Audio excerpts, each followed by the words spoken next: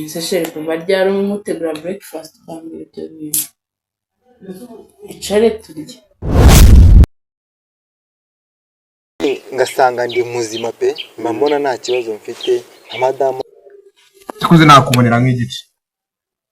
Urayafata cyangwa uyafatira rimwe tondo manje. Oyashyira hano ntabyo gufata igice. Icyo gice nawe ujye kugishaka.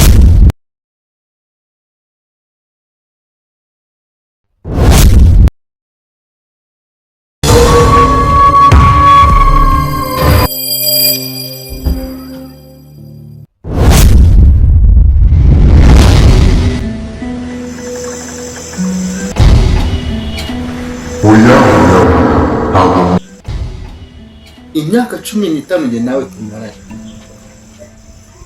byibura nturanatwita mbone ko byibura ndabatunze bite yabimenye yakugendekeye bite kutamu Ari wowe mwese ubundumva nta muntu umwe nshaka ko zanyumva hanze kumva ko ninshinga